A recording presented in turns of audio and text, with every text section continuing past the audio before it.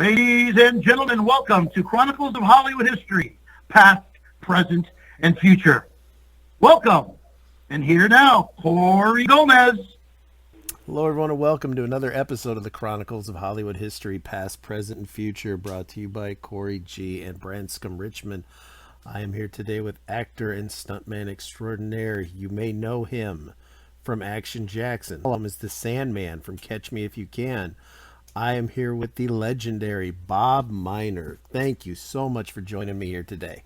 I'm really glad to be here. Thank you, myself. Catch Me If You Can. How much fun was it to drive that Camaro? I got to ask you that right off the bat. Mr. Ken. Oh, man. I tell you what, it was a lot of fun because I don't drive those. I get a chance to drive those cars a lot.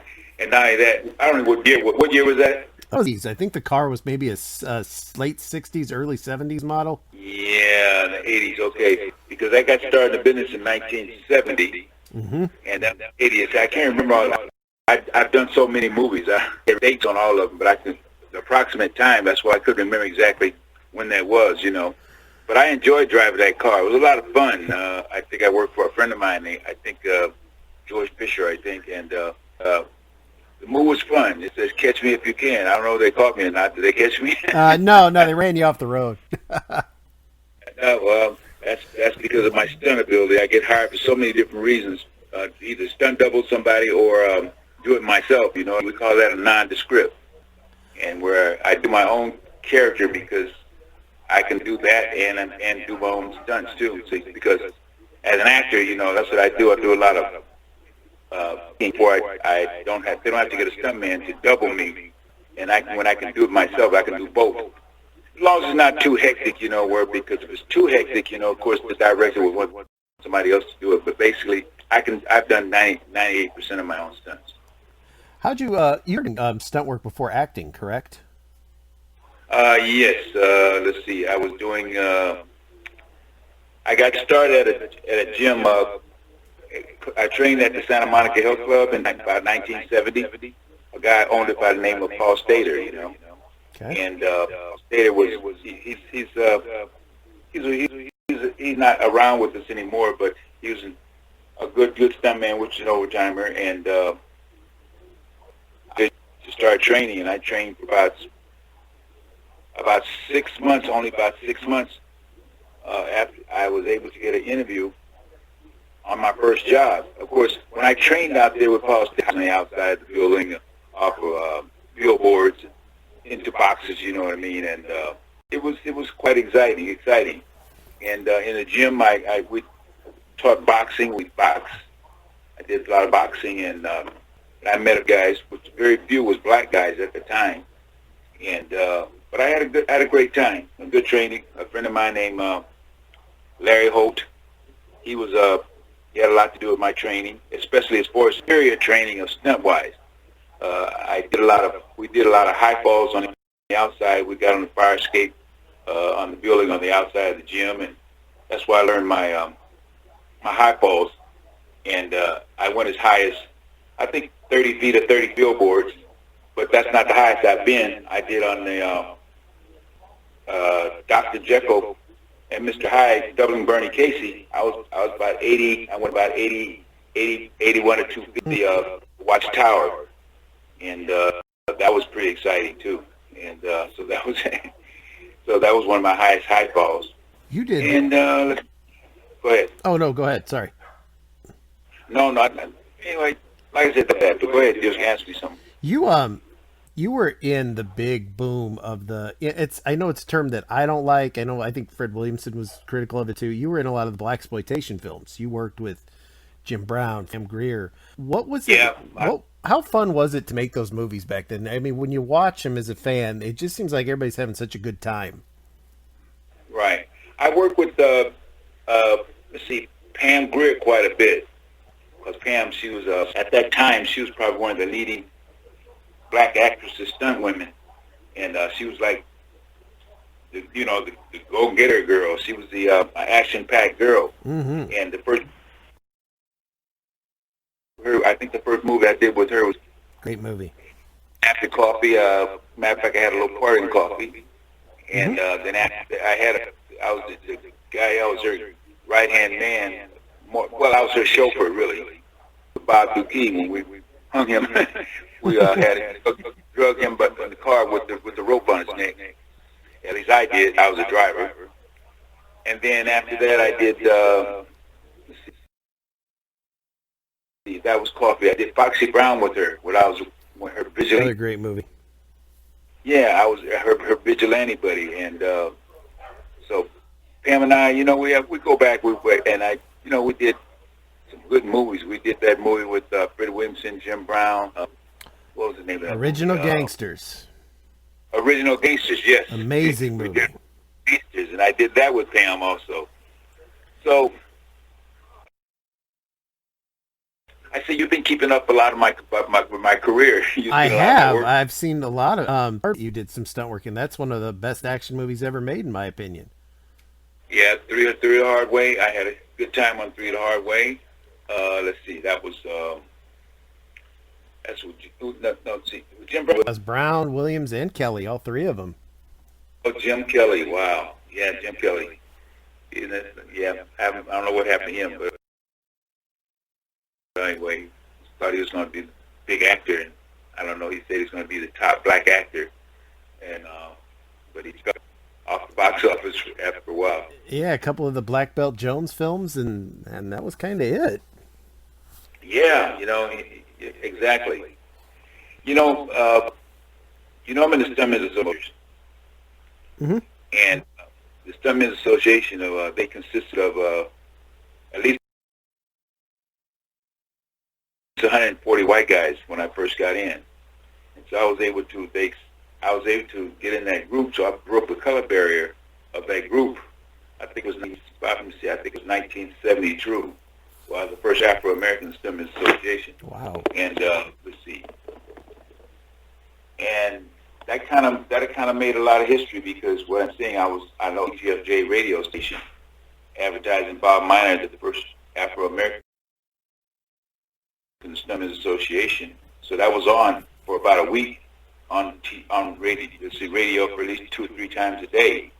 And so that was quite a big accomplishment that I was the only Afro-American in that group, and that's how I got my really beginning to take root for a lot of things, because I went to New York on the movie Come Back Charleston Blue. A guy by the name of Max Clevin took me up there, and I doubled 8 guys, and he came up to me and asked me, had I thought about enhancing my career, how would you like to become a member of the Stuntman Association? I said, oh, I would love that. He said, but I'll tell you what, I'll be your sponsor, because I like the work that you're doing and you've done. He said, but I'll take it back to the membership when I go back to the meeting. And we got back to L.A. after doing our movie in New York. I was up there in New York for about 2.5 months, and he presented to the group, and the group said, well, bring him in. So they had to, I had to get 5. They had to get 5 sponsors, that somebody who's worked with me and known with me and a little bit about me, and so I got their 5 letters in. And so they got the letters and read them to the Stuntman Association at the meeting. And then afterwards, and they said, well, they liked everything they heard. And I was, Afro-American. It was just exactly what they was interested in. And let's see, after that, they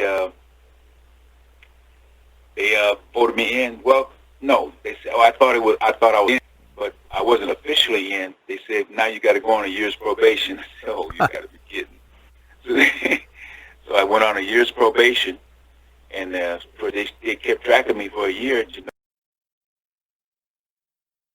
know how I was on the set and off the set. And my year came around, and I was officially the Stuntman. I was a member of the Stuntman Association, becoming the first Afro-American. Now, so that's a hell of an accomplishment. Yeah, that was an accomplishment. That was the beginning of my career. Let me ask you this before because I really hate the word, but were you, because all the movies were called blaxploitation films back then, were you a fan of that term, or were they just movies to you? Well, I mean, like Fred Wilson, the movie we did, because the movie we did, the first movie was The Soul of Nigger Charlie.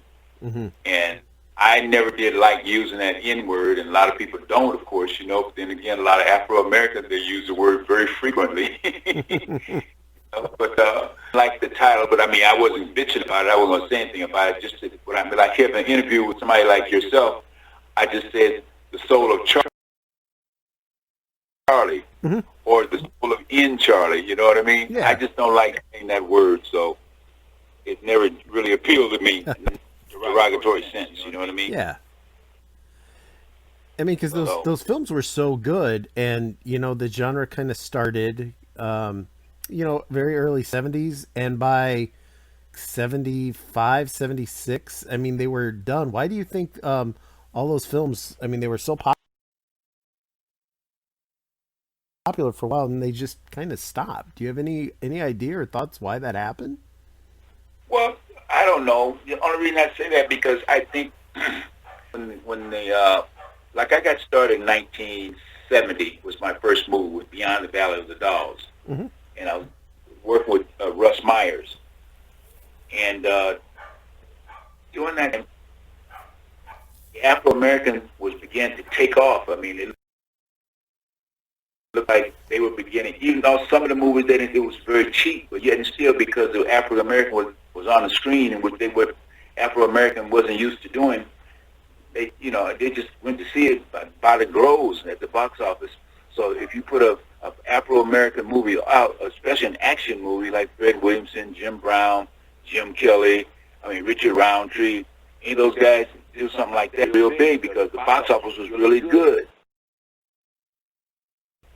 But what happened is after a while, you got infatuated with that so much, and then they realized they weren't a hot item anymore. And all of a sudden, it took a downfall. And one of the reasons I know it took a downfall because, like I said, to start off, and people were really glad to see an African American on television fighting and shooting guns and killing somebody, which that's something we wasn't used to doing. And that's when it really took off. But then after a while, you got so used to something like that, and you go seeing it, and then the box office started cooling off because it was just out there, it was just out there. You even had a part in Blackula, correct? Yeah, I did have a part. Was that where I was on the street as a pimp or something? Yes. Where William Marshall threw me through a window. I have a Blackula mask somewhere around here.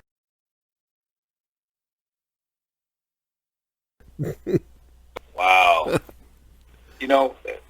One of the other things that just hit me.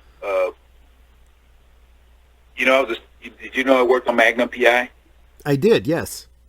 The original. Mm-hmm. I worked on the original Magnum PI in 1980.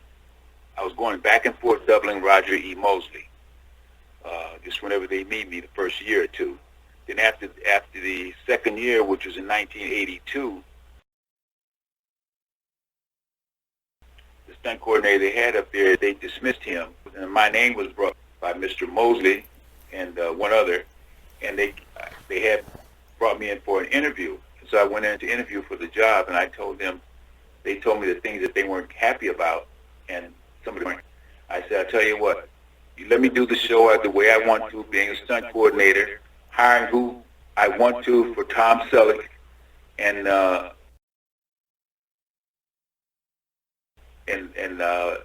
Larry Minetti, bring in my people, in other words, my people. If you're not satisfied with the job that I do, I said, you could just release me too. They said, I'll tell you what, you got it. So they gave me the chance to do what I want to do, and I hired who I want. I hired another guy to double Tom Selleck. His name was Tom Lupo. And myself, I was dubbing Roger Mosley as TC, the helicopter pilot. Mm-hmm. And, and I brought in people weekly to work on Magnum PI, and sometimes they work a day or two at the beach in the sun, enjoying themselves. So they probably would have paid me. Yeah. They enjoyed it so much, they would have paid me, Because that was all filmed in Hawaii, right? That was Hawaii, yeah. Honolulu. And I worked on that show for 8 years, and the last 2 years as a second unit director and a stunt coordinator because I got my DGA card on that show. So I was directing second unit also. So all in all, that was a great show for me, and at this time, man. Now, you were one of the challengers in Rocky 3. Were you one of the poor guys Mr. T beats up in the beginning? Yeah, we call that a nondescript. I had a little nondescript part, yes. Because I just didn't know when to stop. He would keep punching people until the director would actually come up and tap him on the shoulder. Yeah, well, I didn't work too much with Mr. T, but I was one of the random guys that he knocked out. You know what I mean? Mm-hmm. That was it. So I don't have a chance to really know him that well. So because sometimes we go into a show, we work a day, 2 days, or whatever, and we just deal with the scene we got to deal with, and that's it. But I guess one of the right after I did that, I think I did Magnum in I finished Magnum in 1989. I think that was the last episode we did. I'm on the phone. I'm doing an interview. My wife calling me. That happens to me all the time. Yeah. So. Now, you had a bigger part in Commando, too. Part Commando. Exactly. Falling out the door. And the little guy on the floor to my smell him or something like that. When you made Commando, because Arnold still hadn't really, I mean, he was kind of starved. He hadn't really ever think that this guy murdering everybody was going to be not only superstar but a governor and everything. Yeah, did you see that when you met him, or I mean, 'cause he obviously had a presence. I had no idea what this guy would be. I was telling my wife, I said, had that idea. But my wife, she's a movie television buff and movie buff, and sometimes she showed me his daughter in the movie that I was protecting. Yeah, Alyssa Milano. Grown, you probably know her. Alyssa Milano. Okay, Melissa Milano, and she told me that was her, and I said, "You got to be kidding." She said, "You was a little girl." I said, "You got to be kidding." So, anyway,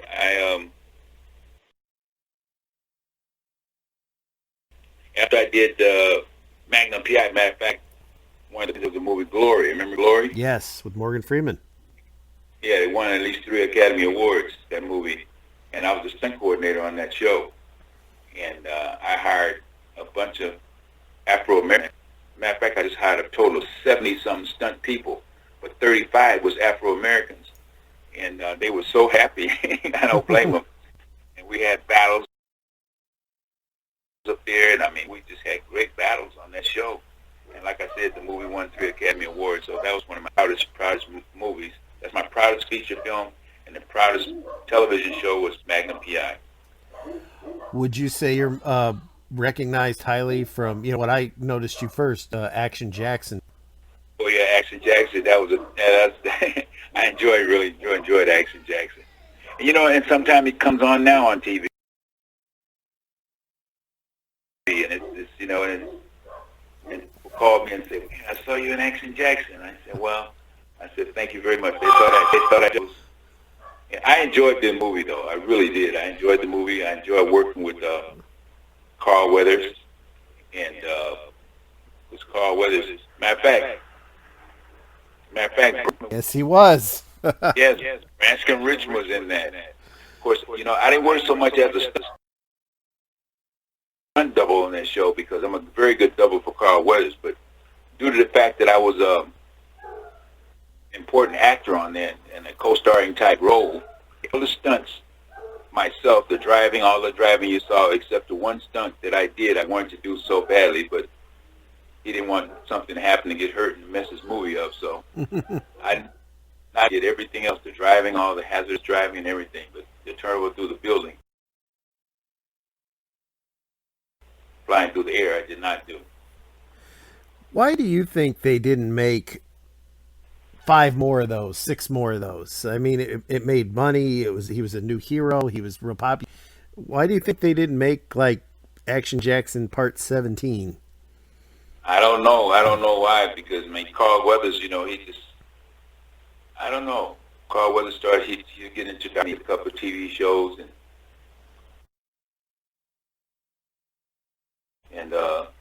he was a guy that I loved, and he was a guy that, like I said, I was a stunt double for. Because when you're an actor, you don't have the same stunt double all the time unless you're in his contract. And he said specifically, I want this guy as a stuntman. I can say, well, I would double Carl Weathers, but then again, on another show, he could have had another double or two. You know what I mean? Mm-hmm. Because the fact that I may have not been available at the time else, because I was working. I very seldom went at least 2 weeks without a job, because I was really one busy person.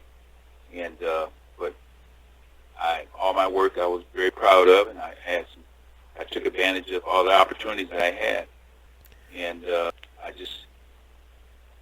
anyway, it just worked out real good for me. I don't know whether you know it or not, but I was inducted to the Smithsonian Museum in Washington, D.C. I did not know that. Yes, I was in the Smithsonian, and Wow. that's very hard to get into. You can't get into the Smithsonian very easy. No, not at all. Oh, so I'm in the Smithsonian, and they I went to visit the White House, visit and go through the White House, and inside they have a memorabilia that I gave them, which is showing that I was the first member of the Stuntman's Association, a belt buckle put on display up there, and put down how I was the first Afro-American to be a member of the Stuntman's Association.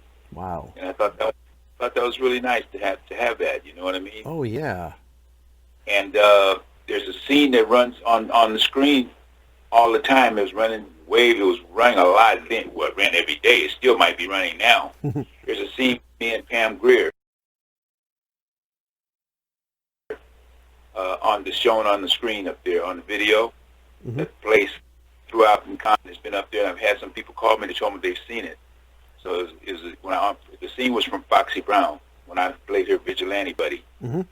And they showed a picture of me and they showed a picture of her. It was real. So it was nice. That's really cool. That's probably Yeah, cooler than a lot of the movies. Yeah, I've done quite a few movies. If you look me up on IMDB, I did a lot of movies. I did the Double City 48. I did this Double City again. Did you ever see that movie? I saw that one. You Yeah, know what? I'm the one that doubled him that jumped to the 18 and a half feet to the other side of a 13-story building. Scared doing those jumps? Yeah, I was scared. I was nervous. I was nervous, but I wasn't. I had confidence that I can do it. It's just that I was working on a movie and with what's his name, Wade, Mr. Wade, and it was I forgot where we were. We in Louisiana or someplace, and I was picking cucumbers, and I heard about they were looking for somebody to double City 48 to do the jump. And that was the jump they were talking about. Of course, athlete, I'm a track star, and when I say track star, I'm a college record holder in 120-yard high hurdles and low hurdles. So my speed was pretty decent, and so one of the things they wanted to try out was on the ground, see how you can jump. And so a bunch of guys was out there trying out, and I came in the one day before, no, the day afterwards, no, the same day, they were the last day, and I had to further jump on the ground, which is 16, 17 feet, 16, yeah, so considering when they called me, it was like all of a sudden, and I had muscle, and so, but they liked my jump, and they said, you jumped the farthest, and they asked me how much would I charge them. I said, well, at this, I said $3,000, and they said, $3,000? See, we're not going to pay you $3,000.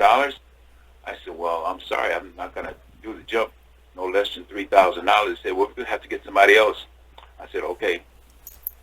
2 weeks later, I had a phone call. And they tell me, okay, well, we'll give you you can have the $3,000. We decided we couldn't go with anybody else. I said, you know something? I said, it's going to cost you it's going now. There you go. I doubled the price on them. And they took a deep breath. Well, they said, okay. So they went on and gave me the money. Hey, They should have took the first time you're around. damn right. Anybody. And so I got more money. So. What was it? Oh, You know? Oh, I'm sorry. Oh, Go ahead. what? No, go ahead. I'm sorry. My mind goes, and I had to think about these things. It's interesting for you. I received this. I was on the Silver Spur Award. Mhm. On the Silver Spur Award. I didn't think about that when I was talking about westerns, and so that was in Hollywood at an auditorium, and I won the. I got they awarded me the Silver Spur Award, and the person who was my sponsor, who was my presenter. Presenter was Roger E. Mosley from Magnum PI. Mhm. He came down to me, and they showed some shots of me, and they showed some shots of him in the helicopter and different things like that, you know. Mhm. And the Spur Awards, but that was great. But you know, the year before that, I was a presenter for Lou Gossett. Oh, He got a Silver Spur Award, and I was a presenter to him on that at the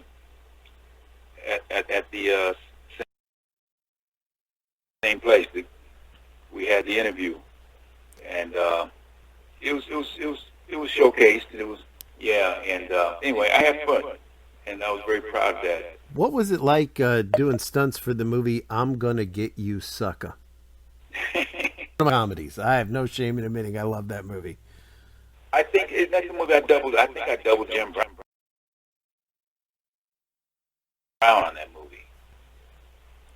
Remember Jim Brown was Yep, on the he was in outside it. roof, took a rope and he swung in through the window, broke Yeah. the window and came and landed. That was me doubling Jim Brown on that movie. Yeah. And I'm Gonna Get You, Sucker. So it was funny, but that was just one of those movies that I did that I enjoyed doing and got my paycheck, and when they holler rap, and then I go home. Now you were the coordinator for Boys in the Hood, correct? Yes, I was John Singleton's first movie. I was the stunt coordinator for Boys in the Hood. Yes, and I did after that. I did Poetic Justice for John Singleton. Let's see, Boys in the Hood, Poetic Justice, and John. What else did John do? John did a couple. Higher Learning. Very good movie. Higher Learning for him. And matter of fact, I worked on his movie Too Fast, Too Furious. I was had gonna a scene. Huh? I was gonna ask you about that. That's my favorite franchise of films. Is Fast. Did you do the car stunts for the second one? Yes, I was doing the car stunts. But they had one scene where they had me as an actor and chasing these kids inside a building with other compadres of mine and other officers, and we chased them inside the building, and the doors, they closed the doors, and then we pulled up to a halt out there. We're trying to, and I told them to come out with it, and I had my gun pulled out, and so what they did, they raised the door. I pulled the chain as they raised the door, and I was saying, come out with it, and so all the cars come blasting out of it, jump, and they showed me with my gun, and after a while, I had to turn around and run. It was funny. And the thing about it is, and that was John Singleton's movie also, but I was unit we were shooting that thing, and we rehearsed it sometime. I would pull they did the scene where I would pull the gun on the kids, tell them to come on out, and sometimes before you actually shoot, you practice. As I practiced, I had a dummy gun with my finger. You know what I mean? So I pulled down, and so they was actually shooting when they shoot. Matter of fact, I was doing the shoot, and I put my hands on his finger and say, like, bang! Everybody just busted up, man. And so John Singleton saw that, and he said, dang, he said, pop mayonnaise on here, that's great, man. He just loved it. He thought it was funny. They didn't use that, but he thought it was funny. Those are my favorite films. The driving work in them. How hard is it to do, to choreograph and drive in those films, because the car stunts in them are just amazing. Nothing's ever been done like. Yeah. Well, the other movie that I worked on was Blues Brother 2000 in Canada. Mm-hmm. And that movie, we shot that movie for about 3 months. And I turned over at least 3 or 4 cars on that movie. The last day of shooting, they want me to get on the side of a highway patrol car, drive through a construction site. There were there was 3, and there was 3 of us in 3 different cars.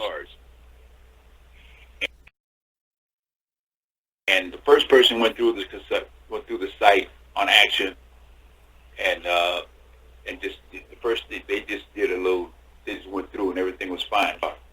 The second person was myself. I bust through the barricade, and I hit a pipe ramp, which is we set up. And I hit a pipe ramp when my car turned over. My car flipped over 3 times before it landed. By the time it landed, and that shot was on television a while back, a couple of times, and about how professional can do something perfect without getting hurt, like these kids on skateboards. You know what I mean? Mm-hmm. It was one of those kind of. And my car landed. I turned the car over 2 or 3 times, and normally when you're okay, we put thumbs out, you're okay, thumbs up. And I didn't do that, so they must have figured something was wrong. And they rushed over to the car, and I was upside down.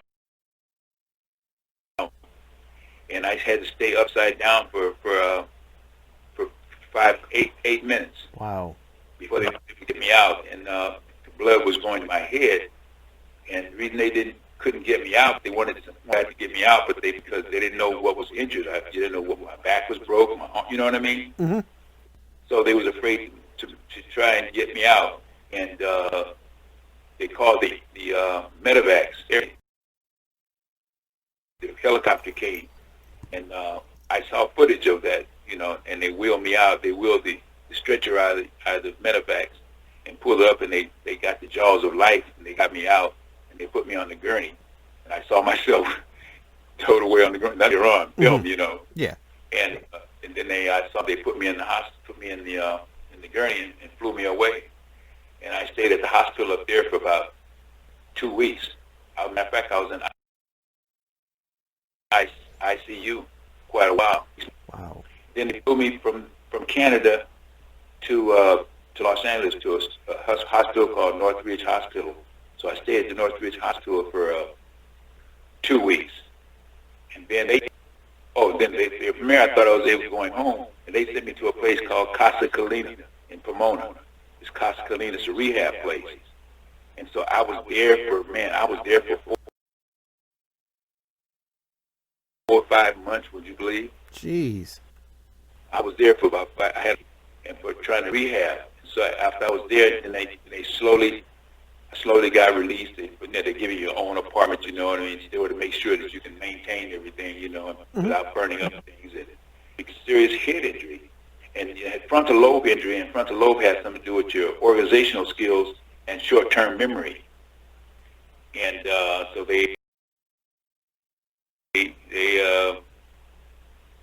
so I did that, and I guess I was there for a while, and I was all right. And then they finally released me, and I was able to go home after they found out I could do things myself and cook and not burn up the place and things like that. I went home. So that was a big story. It was in the Hollywood Reporter the next day when I got hurt. The front page, as a matter of fact. Were you nervous about doing stunts after that? Not really. I wanted to do a turnover, but I said I was going to do another turnover.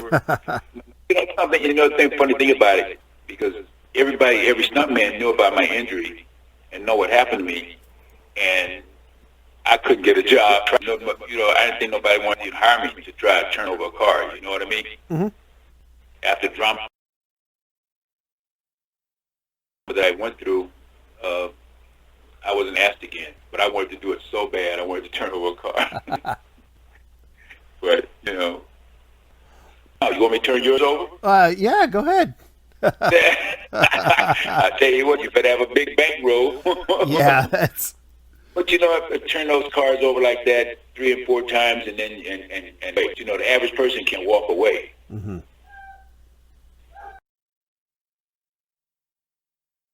So I walk away and I'm ready for the next take on something else. So I enjoy doing stunts. It's been fun. I have a good career, and I've been a great career, and it's been good for me. And I've been more highlights than lowlights, and yeah. I've a lot of compliments, and I've like I said, I have had a lot of success. What kind of in Cool as Ice, the Vanilla Ice movie that I know he's very ashamed of, but I know. A little bit. I didn't do very much on that. I was just in there. I think there wasn't that something about they were out with a lot of houses that was getting built or something? Or? Yeah, toward the end there they were. Yeah, no, I didn't do much. I didn't know. I can't remember what I did. You also did Deep Cover with Lawrence Fishburne before he really broke out too. Well, Lawrence Fishburne, I know that I consider myself with him was a movie called White Dog, and that's with Sam Fuller. That's when the white dogs were taught to attack Afro Americans. Okay. And so I doubled him on that. I got attacked by a lot of German Shepherds on the show.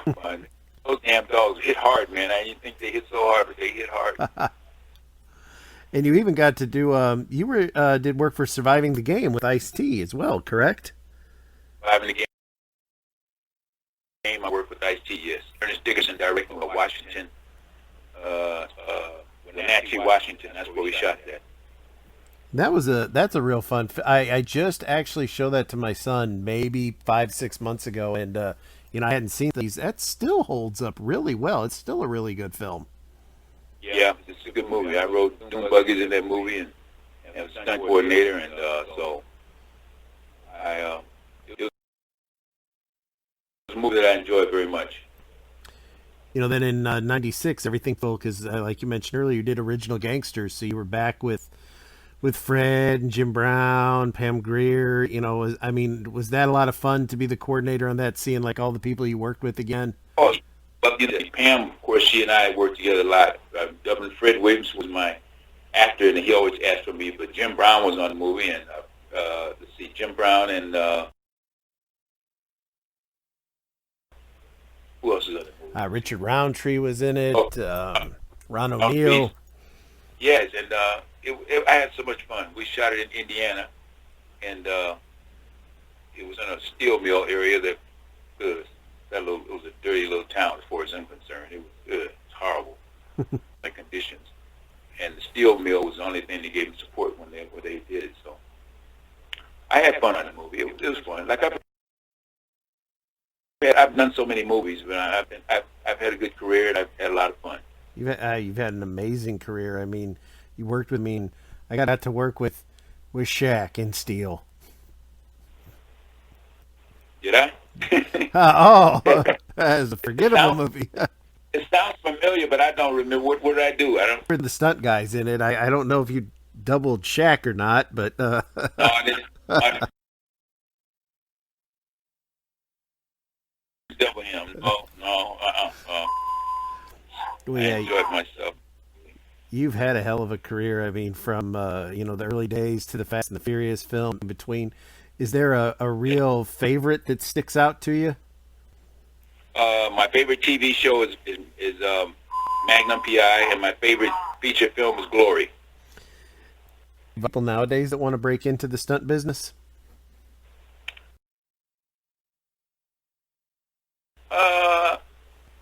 My thing is, it's not. Well, first of all, it's not what you know. It's who you know. Because because like I said, it's because it takes that person some time to give you that chance. You know what I mean? Mm-hmm. If you've been you're not gonna do it. But when that person do give you the break, you got to perform, and that's what you better do. Well, I trying to break in. I could talk to you for 3 more hours, but I know you're a busy guy, so I want to thank you so much for doing this. I'd love to talk to you if possible one day. You know, I enjoyed myself, and I don't know, what are you going to use this on? You are the second guest of the new show Branscombe and I are doing called Chronicles of Hollywood History. This is going to be all your episodes. Okay. Now, is there a way that I can get a copy of this? I mean, how do I deal with that? As soon as I get it edited, I'll send you a copy right to yourself. Then it'll be up on. You'll be able to listen to it on anywhere: iTunes, Spotify, Anchor, wherever. Audio only. We'll send you the clips, or I will send you the whole show. I should say. But people will get a chance to see that, or anybody else, or everybody in the world is going to listen to this one. I guarantee it. Okay. Well, I appreciate it, and like I said, I like that I've done. I've had exceptional things, and when I got into the Smithsonian, that really opened a lot of doors in terms of notoriety. You know what I mean? Because some people can't believe I got in the Smithsonian. Yeah, they saw me down there, so that's a hell of an honor, and you've been in a hell of a lot of good movies. Well, thank you so much, and like I say, IMDB has all my work or whatever, so you can. Not all of it, but they got a lot of it. It's quite a read. Well, yeah, like I said, I would love to talk to you again one day, but for now, thank you so much. I really do appreciate it. This was a lot of fun for me. Well, I appreciate you calling me, and I really appreciate the interview. Okay.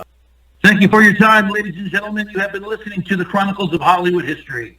Thank you from Gomez Richmond Productions.